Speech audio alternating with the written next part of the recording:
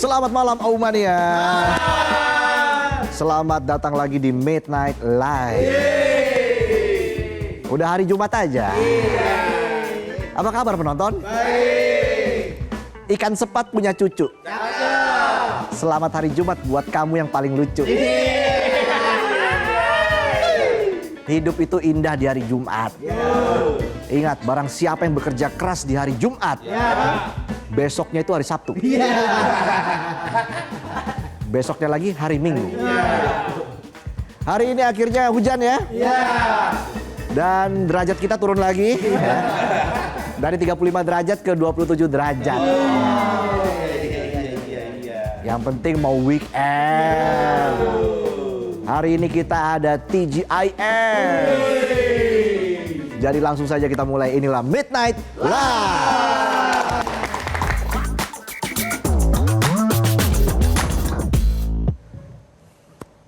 Berita malam ini kita bakal melanjutkan episode Selasa kemarin soal Patrick Kluivert yang akhirnya resmi out, dicopot. Jadi PSSI sudah mengumumkan kalau kontrak dengan pelatih asal Belanda itu nggak bakal dilanjutin. Pemecatan Kluivert dilakukan setelah PSSI mengevaluasi menyeluruh terhadap kinerja tim dan dinamika yang terjadi di lingkungan timnas pasca skuad Garuda gagal terbang ke Piala Dunia. Ya, kalau kita lihat sedikit sejarah pelatih timnas, meski bukan yang tersingkat, Kluivert termasuk 10 besar pelatih tersingkat timnas Indonesia.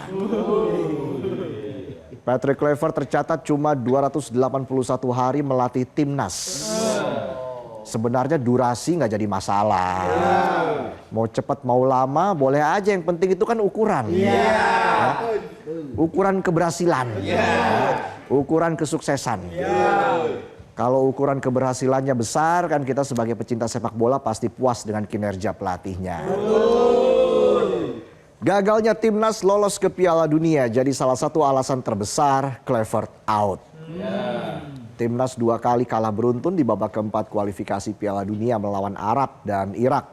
Jelas itu bikin masyarakat Indonesia emosi.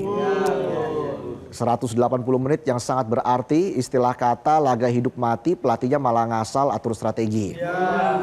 Karena kapan lagi timnas punya kesempatan sedekat itu sama Piala Dunia. Kesempatan timnas masuk Piala Dunia itu ibarat hubungan 2 hari lagi nikah. Tiba-tiba gagal cuma gara-gara salah pilih catering. Lo pesennya kambing guling. Cateringnya malah kasih menu kambing bantal. Sekalian bobok tuh. Dan kalau kita lihat catatan timnas saat dilatih Kluivert, laga tandang nggak pernah menang, produktivitas gol juga jarang, tapi sering kebobolan. Bahkan track recordnya juga nggak bagus-bagus amat. Mau melatih timnas, mau melatih klub, Kluivert lebih sering angkat koper daripada angkat trofi. Tapi nasi sudah jadi rengginang. Udah terlanjur nggak menang. Ya gini, kalau ahli tapi so ahli. Namanya Kluivert tapi nggak expert. Prestasinya seret. Dan abis dipecat, Kluivert bukannya ngomong langsung dan minta maaf, dia malah posting di media sosial. Dia cuma bilang meskipun kecewa karena gagal, dia tetap bangga dengan apa yang udah dibangun. Apa yang dibangun? Kincir angin. Udah datangnya dadakan, pulangnya nggak pamitan. Masih sosokan klaim udah membangun.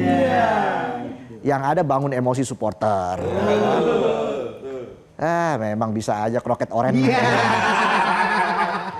Sebenarnya pemecatan Kluivert ini sudah terprediksi, tapi keputusan PSSI masih menyisakan banyak misteri. PSSI cuma bilang pemutusan kerja sama berdasar hasil evaluasi menyeluruh, tapi nggak jelasin apa dinamika yang terjadi sebelum keputusan diambil. Terus siapa pelatih yang bakal gantiin? Terus soal kompensasi yang bakalan diterima Kluivert juga belum dijelasin. Ibarat lo diputusin gebetan, tapi alasan putusnya tuh nggak jelas. Misal nih lo lagi enak-enak ngopi, tiba-tiba gebetan lo nge-WA. Hari ini kita putus ya. Lo balas, emang kenapa putus? Gebetan lo balas lagi. Ya putus soalnya lo makan bubur pakai sedotan. Gak masuk akal. Kita bahas dulu soal kompensasi yang bikin penasaran. Jadi kontrak Kluivert dan tim kepelatihannya harusnya berlaku sampai Januari 2027 ya, sekitar 14 bulan lagi lah. Terus gaji Kluivert sebulan kira-kira 1,3 miliar sampai 1,5 miliar rupiah. Sebulan miliaran gajinya. Gaji penonton juga miliaran. Tapi nunggu reinkarnasi 7 kali dulu. Baru kumpul tuh duitnya. Balik lagi, jadi kalau di total sisa gaji yang harus dibayarkan sebagai kompensasi sekitar 18,2 miliar sampai 21 miliar rupiah. Itu baru Kluivert sendiri. Belum lagi ada Alex Pastoor, Dani Lanzat, terus ada pelatih timnas U23 Gerard Vandenberg dan pelatih timnas U20 Frank van Kempen. Nah, kalau mereka dipecat berarti PSSI harus ganti pesangon 55 miliar sampai 80 miliar buat 14 orang di tim Kluivert. Tapi PSSI bilang kalau pemutusan kontrak dilakukan secara mutual agreement atau kesepakatan bersama. Artinya penghentian kerja ini datang dari kedua belah pihak. Tapi nggak tahu juga apa kesepakatan itu bakal bikin PSSI bayar lebih ringan. Atau jangan-jangan Kluivert dapat bagian lebih banyak. Terkait kejelasan soal itu yang bisa jawab tentu saja Ketum PSSI Erick Thohir. Tapi sampai sekarang Erick Thohir belum mau bicara banyak soal Kluivert out. Ya udah nanti kita tunggu aja keterangan dari Menpora ya. Tapi Menporanya bilang tanya ke PSSI. Nanti PSSI-nya bilang tanya Menpora. Nanti Menporanya bilang tahu. Nanti PSSI bilang tahu. Gitu aja terus sampai Messi isi token listrik. Bayangin Messi isi token tengah malam. Jadi Ketum PSSI bicara soal pemutusan kontrak Kluivert cuma lewat medsos dan bilang mengapresiasi kontribusi Kluivert and the gang. Nggak Patrick, nggak Erick, sama-sama susah ngomong. Kalau kata bocah sekarang, keyboard warrior. Dipecatnya Kluivert ini dinilai jadi langkah yang tepat. Pengamat sepak bola Kesit Budi Yandoyo bilang pemecatan Kluivert adalah langkah paling tepat di tengah tekanan besar dari publik sepak bola Indonesia. Tekanan gak cuma soal Kluivert dan kawan-kawan tapi juga mengarah ke federasi. Kalau Kluivert dinilai gagal memenuhi target yang ditetapkan PSSI. Kalau federasi dikritik karena dianggap gak cermat menentukan pelatih yang tepat. Saat ini PSSI didesak buat cepet-cepet cari pelatih baru buat gantiin Kluivert. Gak cuma masyarakat yang minta, bahkan juga datang dari Menteri Sekretaris Negara Prasetyo Hadi. Permintaan dari istana jadi sinyal kalau pemerintah mau transisi kepelatihan berjalan cepat biar progres timnas gak terhambat. Kayak orang habis putus langsung cari pasangan baru biar move on. Ikan asin, ikan salmon. Udah asing kok gagal move on. Kini sejumlah nama pelatih yang dinilai pas buat latih timnas lagi jadi omongan netizen. Mulai dari mantan asisten Kluivert Alex Pastoor, mantan pemain timnas Belanda Giovanni van Bronckhorst, terus ada nama pelatih timnas U23 Indra Syafri, lalu mantan pelatih Uzbekistan Timur Kapadze, hingga mantan pelatih timnas Irak Jesus Casas, bahkan nama coach Sintayong juga disebut-sebut. Ya usul nama boleh-boleh aja asal track recordnya beneran bagus. Beneran profesional. Jangan cuma modal kenal. Ya semoga nggak ada lagi kendala bahasa di ruang ganti. Satu pakai bahasa kalbu, satu lagi pakai bahasa buaya. Tahu nggak bahasa buaya? Pagi cantik. Aku chat kamu ada yang marah nggak? Minyak apa yang bikin mabok? Menyaksikan senyumanmu tiap hari. Tuh bahasa buaya. Gak cuma netizen, usulan nama juga muncul dari pengamat sepak bola, salah satunya Anton Sanjoyo atau Bung Joy, yang menilai pelatih asal Belanda masih punya peluang besar melatih timnas Indonesia. Bung Joy menyebut beberapa nama, mulai dari Alex Pastoor karena alasan kompetensi dan sudah kenal sama pemain timnas. Lalu ada Erik ten Hag, mantan pelatih Manchester United. Wah udah bawa MU nih. Tapi kalau Ten Hag sih masih oke lah ya. Ya kalau dibandingin dari beberapa pelatih yang udah gantiin Sir Alex Ferguson, presentasi kemenangan Ten Hag pas latih MU terbaik kedua setelah Jose Mourinho. Ya asal kiper timnas gak diganti sama Onana aja. Tapi yang harus diperhatikan buat pelatih baru bukan cuma soal bahasa aja, tapi soal budaya sepak bola Indonesia, karakter pemain dan tekanan supporter yang berpotensi jadi tantangan besar. Apalagi kalau pelatihnya yang belum punya pengalaman melatih di Asia. Ya ibarat mau ngajak jadian gebetan, jangan cuma bisa kasih tebak-tebakan. Tebak-tebakan ya. Kamu tahu nggak hewan apa yang bisa bikin asma? Cicak napas. Gajah apa yang baik? Apa tuh? Gajahat. Sate apa yang banyak keretanya? Sate siun. Lanjut lagi. Tebak-tebakan lagi gimana? Bosan juga ya. Kita lanjut beritanya. Jadi keputusan memecat Kluivert harus jadi bagian dari evaluasi besar-besaran terhadap arah pengembangan sepak bola Indonesia. Lolos ke Piala Dunia emang gak gampang. Prosesnya panjang, harus konsisten. Lolos ke Piala Dunia bukan sulap. Gak cukup cuma ngumpulin pemain naturalisasi atau cuma ganti pelatih. Tapi juga harus memperbaiki kompetisi liga dalam negeri. Ingat, timnas yang handal itu lahir dari kompetisi yang baik dan profesional. Tapi kalau liganya abal-abal, timnasnya juga bakal gagal. Ya, kita perlu belajar dari Jepang yang berinvestasi di pembinaan usia muda selama puluhan tahun. Yang membangun liga domestik yang sehat dan membiasakan pemainnya dengan kompetisi ketat dan profesional. Kegagalan berlaga di Piala Dunia yang diikuti pemecatan pelatih jangan sampai mematikan mimpi besar tampil di ajang global. Justru ini harusnya jadi refleksi bahwa program jangka pendek belum cukup untuk menuju pentas dunia. Keinginan Presiden Prabowo agar atlet-atlet hebat yang kompetitif di level dunia lahir dari rahim pembinaan olahraga di negeri ini adalah tujuan yang harus jadi acuan semua pemangku kepentingan. Nah, ini tugas berat Pak Menpora buat wujudkan cita-cita Presiden. Gimana Pak Menpora, siap cetak atlet profesional? Wah, dilempar lagi disuruh tanya ketum PSSI. Kata ketum PSSI tanya Menpora lagi. Kata Menpora, PSSI bilang antusiasme masyarakat, bakat muda dan semangat nasionalisme kuat adalah modal awal luar biasa untuk meraih mimpi ke Piala Dunia. Namun semua itu tidak cukup kalau tidak ada sistem yang mendukung dan pembinaan yang konsisten. Bangsa ini harus mulai melihat sepak bola sebagai proyek jangka panjang, bukan soal menang hari ini atau besok, tapi komitmen federasinya jangan cuma omon-omon.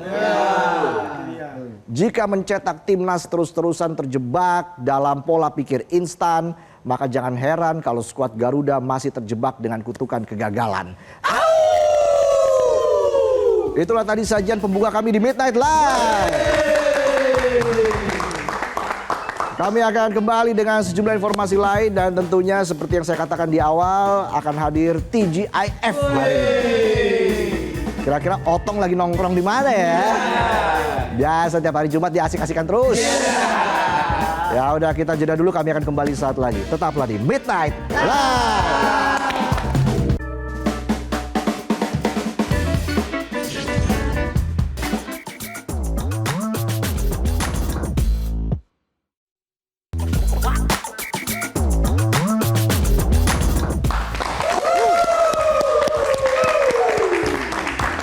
Kita kembali lagi di Midnight Live. Seperti biasa setiap hari Jumat kita punya TGIF. Ya. Langsung saja, ini dia TGIF.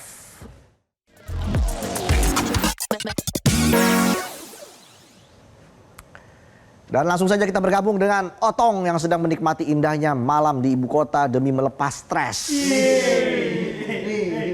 Dia sih melepas stres, kita tambah stres ya.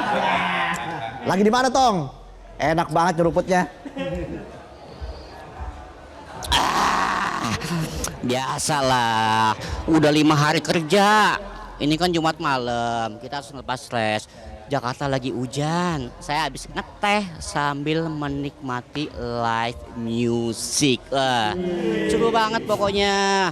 Jadi banyak nih orang nih ngelepas stres sambil dengerin live music, sambil makan-makan malam. Kan besoknya libur.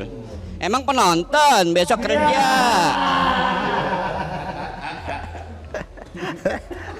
Nah, jadi di sini tuh saya lagi di daerah Cikini nih.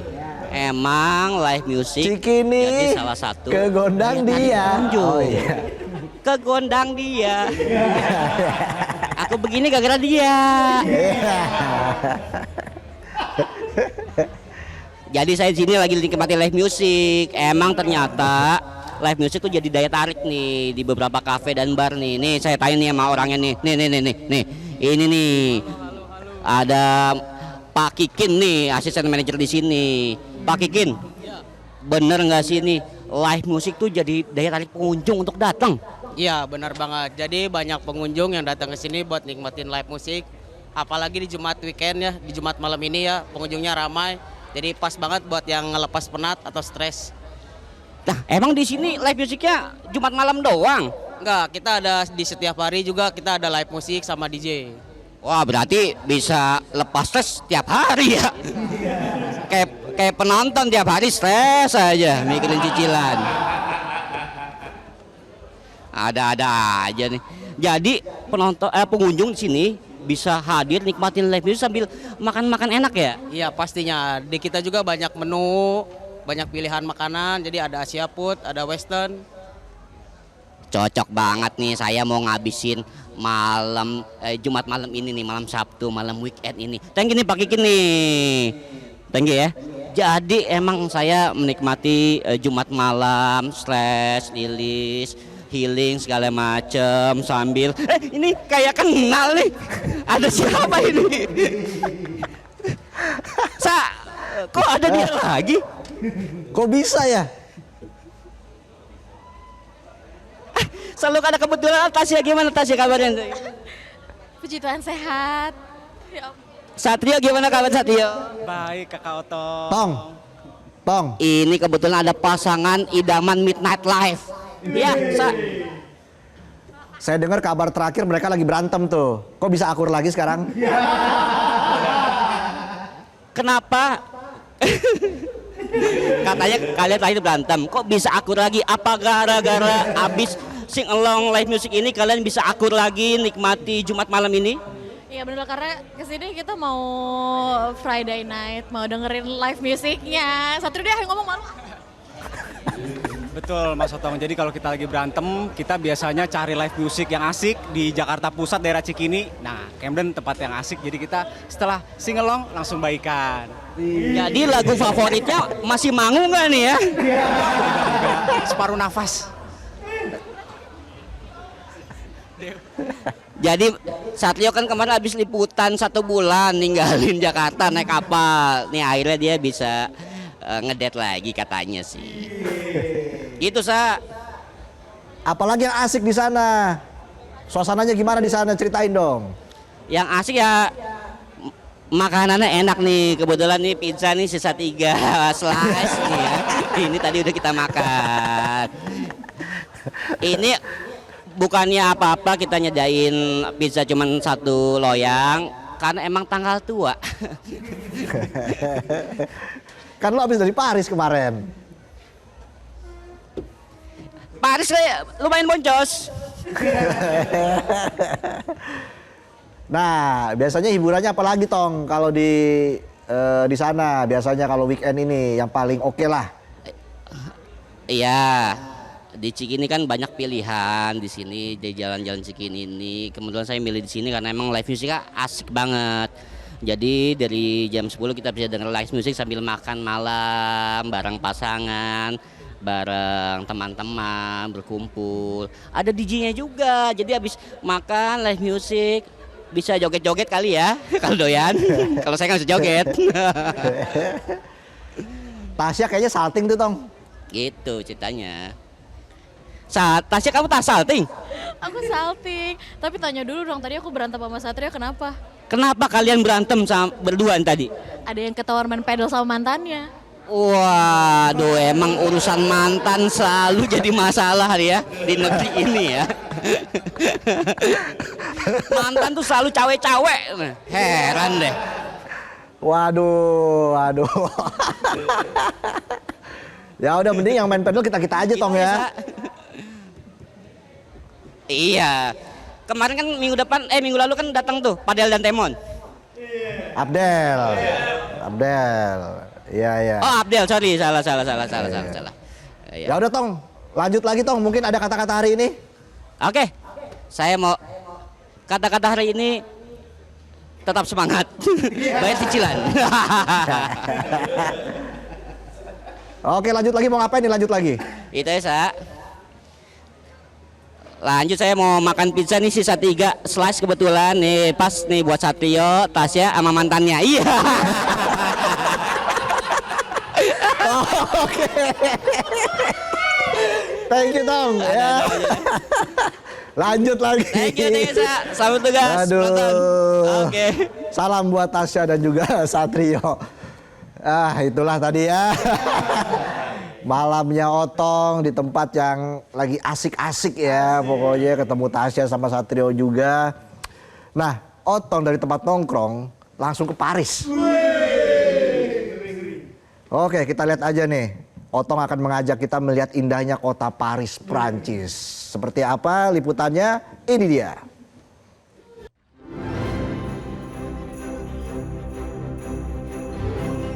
Hai Midnight Friend. Kali ini Otong Setiabudi akan mengajak Aumania jalan-jalan di kota Paris. Kita akan menikmati bagaimana dan kemana aja sih rekomendasi seharian di kota Paris. Untuk mengawali pagi, kita buka dengan ngopi. Kali ini saya memilih salah satu tempat ngopi di kawasan Hyudage. Sambil ngopi, jangan lupa kita nikmatin roti yang sering kita temuin di Paris, croissant. Meski nggak kena nasi, saya mau lanjut ke lokasi-lokasi ikonik yang ada di kota Paris. Tentu saja, Menara Eiffel adalah tujuannya. Ini memang tempat yang wajib dikunjungi sih kalau lagi ke kota Paris. Bagus banget tempatnya dan cocok banget untuk foto-foto buat ganti wallpaper di handphone. Jalan sedikit dari Menara Eiffel, Midnight Friends juga bisa melihat Sungai Seine yang pada tahun 2024 dipilih sebagai lokasi pembukaan Olimpiade. Habis dari Menara Eiffel, tentu saja kita menuju tempat ikonik lainnya, Museum Louvre. Emang bener deh, Museum Louvre menjadi daya tarik turis yang datang ke Paris. Tuh, rame banget kan? Usai jalan-jalan dan foto-foto, waktunya makan siang. Kali ini saya memilih restoran yang bisa ditempuh dengan jalan kaki dari Museum Louvre. Kebetulan nih, ada restoran yang menghidangkan masakan Indonesia, namanya Jakarta Bali. Kali ini saya milih mie ayam deh untuk mengisi perut di siang hari. Lumayan buat nambah tenaga. Lanjut jalan-jalan lagi. Kali ini saya pergi ke kawasan Bercy, tepatnya ke Accor Arena. Ini menjadi salah satu tempat digelarnya acara berskala besar. Dari event olahraga hingga acara musik kelas dunia. Bangunan yang dulu namanya Bercy Arena ini memiliki kapasitas penonton hingga lebih dari 20.000 orang. Gak hanya itu, Aumania juga bisa melihat memorabilia atau pernak-pernik musisi dunia yang pernah manggung di sini. Dari mulai Sting, AC/DC hingga Drake. Itu dia perjalanan seharian Otong Setiabudi di kota Paris, Prancis. Sampai jumpa ya di jalan-jalan berikutnya. Dadah.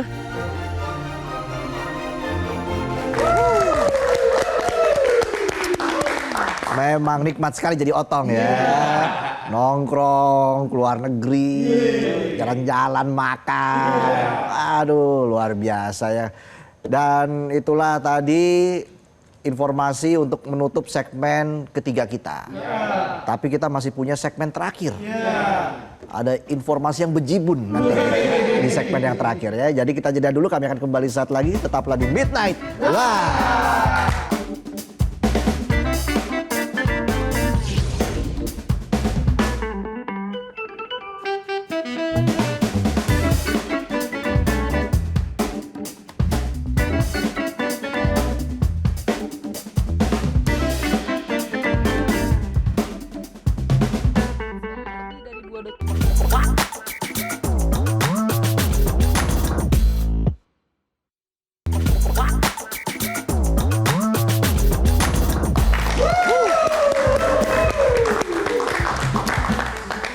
Sekarang kita terbang ke Islandia.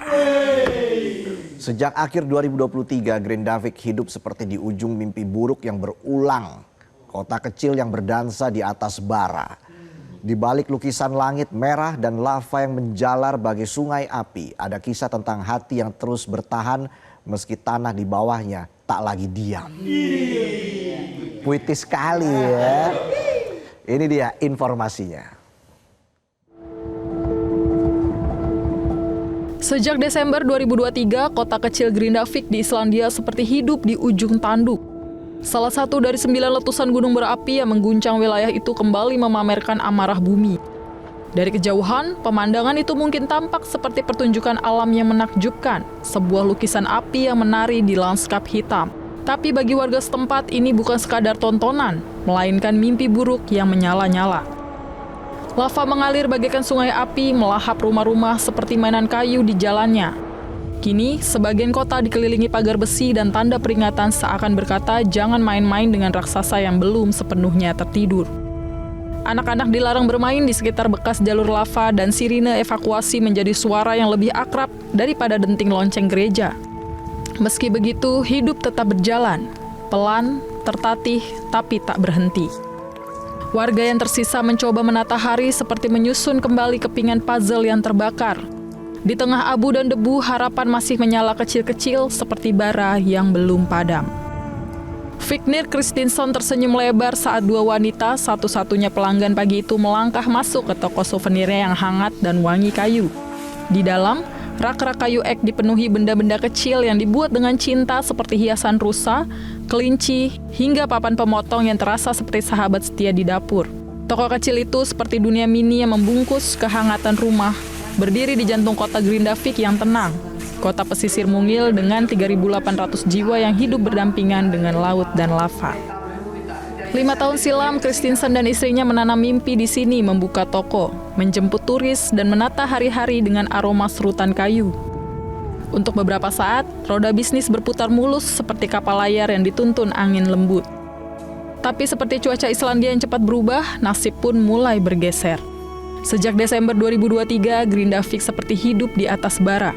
9 kali letusan gunung berapi mengguncang tanah di sekitarnya, memaksa ribuan penduduk untuk berkemas dan pergi lagi dan lagi, seolah kota ini bermain petak umpet dengan bencana. Pemerintah pun tak punya banyak pilihan selain menutup akses ke kota. Kadang hanya dalam hitungan hari, kadang sampai berbulan-bulan. Ketika gelombang pertama evakuasi terjadi, datanglah tawaran dari negara. Rumah-rumah yang ditinggalkan bisa dibeli oleh pemerintah seperti tangan yang mencoba menenangkan luka. Banyak warga menerima tawaran itu bukan karena mereka ingin menyerah, tapi karena hidup dalam ketidakpastian seperti menunggu badai yang tak kunjung reda. Namun, pintu tak sepenuhnya ditutup. Warga diberi waktu 3 tahun untuk memutuskan apakah mereka ingin kembali dan menyalakan kembali lilin harapan di rumah lama mereka atau melangkah ke tempat baru dan mulai dari awal. The government, they made a new company that bought all of our houses.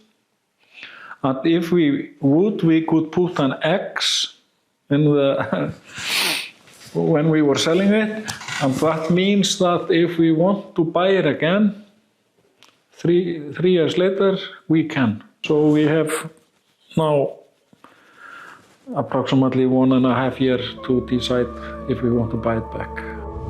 Berapa banyak warga yang akan kembali ke Grindavik tampaknya bergantung pada satu hal besar, apakah bumi akhirnya akan tenang setelah 3 tahun berlalu? Kalau magma masih bergolak di perut tanah, tak banyak yang berani memutar kunci di pintu rumah lama mereka. Bagi Kristinsson, keputusan itu sudah dibuat. Ia bilang, istrinya tidak akan kembali. Setelah sempat tinggal di garasi milik putri mereka selama sebulan, ruang sempit yang dijadikan pelabuhan darurat dan lalu menumpang di apartemen sepupu selama 6 bulan, mereka akhirnya membeli rumah baru sekitar 35 menit ke utara dari Grindavik. Meski begitu, Kristinsson masih memelihara seutas benang yang mengikatnya dengan kota lama. Ia kembali ke sana untuk membuka tokonya, tempat yang dibangunnya dengan tangan dan harapan. Sesekali ia menginap di lantai 2 bangunan itu, di apartemen kecil yang dia bangun sendiri, yang kini bisa disewakan pada turis. Di tengah abu dan ketidakpastian, aliran uang dari apartemen itu menjadi pelampung kecil di tengah laut yang tidak tenang. My wife want to come back. And Hafnarfjörður is not so far away, 35 minutes. I am not so sure that we will get the old residents back. Some of them, most surely, but not lots of them. I don't think so.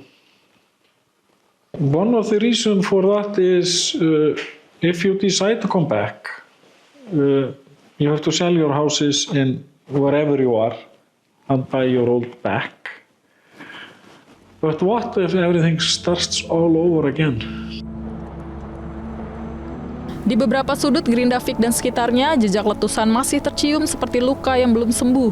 Lava yang mengalir seperti lidah api menimbun jalan dan rumah, meninggalkan abu beracun serta bebatuan tajam yang tetap membara selama berbulan-bulan. Seolah bumi belum sepenuhnya puas menunjukkan amarahnya. Guncangan dahsyat akibat gerakan lempeng tektonik di bawah tanah menciptakan retakan besar, bukan hanya di tanah dan aspal, tapi juga di dinding rumah, fondasi, dan mungkin juga hati para penghuninya.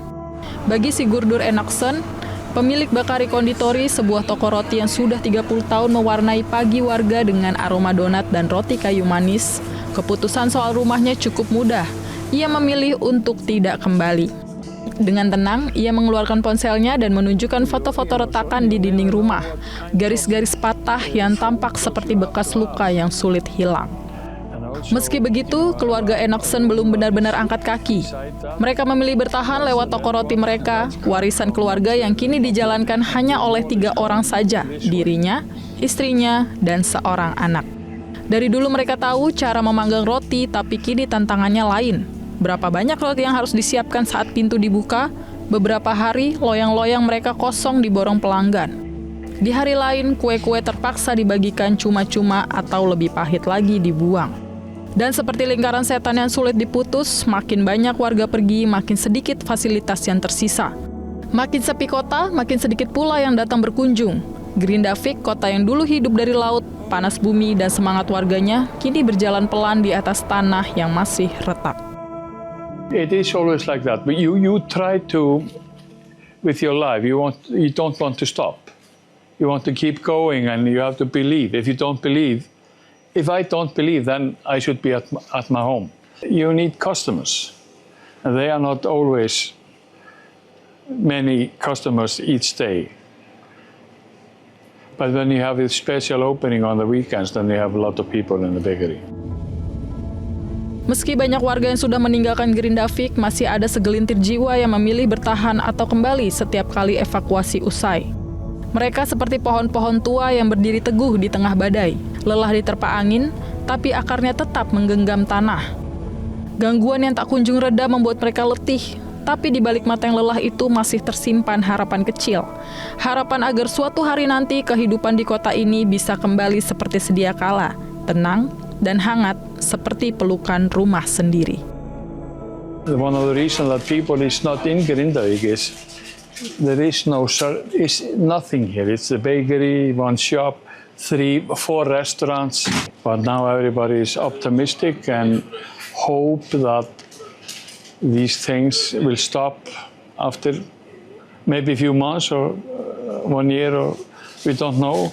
You never know what the nature will do. Kehidupan normal terasa jauh. Sebagian besar rumah kosong, sebagian besar bisnis tutup, dan deretan jalan sepi. Namun, ada tanda-tanda pemulihan yang kecil. Tim basket profesional lokal baru-baru ini mulai bermain lagi di kota tersebut, dan otoritas sedang membahas kemungkinan membuka sekolah tahun depan. Laporan berita lokal menyebutkan lebih banyak warga kembali meski belum jelas berapa banyak. Orang Islandia tidak asing dengan letusan karena ada puluhan sistem vulkanik di pulau tersebut. Letusan di dekat Grindavik berasal dari barisan kawah Sunnuksgígar, serangkaian retakan vulkanik di semenanjung Reykjanes. Sebelum letusan pertama hampir 2 tahun lalu, sistem tersebut telah dorman selama lebih dari 800 tahun. Para ilmuwan mengatakan aktivitas vulkanik belum berakhir. Mereka memperkirakan letusan ke-10 akan terjadi dalam waktu dekat, meskipun tidak ada yang bisa memastikan kapan tepatnya. Ketidakpastian ini menciptakan keadaan stres yang terus-menerus, meskipun warga mengatakan mereka sudah terbiasa dengan hal itu setelah hampir 2 tahun. Warga mengatakan mereka sudah terbiasa dengan stres yang terus-menerus. Sejak itu, Gudjonsdottir bersekolah di sebuah SMA di Keflavik sekitar 23 km di utara Grindavik. Dia mengatakan sulit bagi teman-temannya untuk mempertahankan rasa kebersamaan tanpa sekolah di kota tersebut. But when we have to leave, it was so long time. And we have 5 minutes to get some stuff and go out of the town. But I know many kids, they want to come back. But it's no school open and no teaching now when we are waiting. Jejak lava yang membekas di tanah Grindavik bukan cuma bekas letusan, tapi juga seperti tato alami yang mengingatkan kota ini akan kuasa alam yang tak pernah bisa diprediksi. Setiap bongkahan batu dan lapisan lava adalah peringatan bisu bahwa gangguan berikutnya bisa datang kapan saja, menguji ketangguhan warga yang hidup di bawah naungan gunung yang masih bergelora. Ya, itulah tadi sajian pembuka kami. Ya, penonton pada kemana nih? Pasti pada nyusul Otong semua kan? Ya udah, saya nyusul Otong juga deh. Kita jumpa lagi hari Senin di Midnight Live.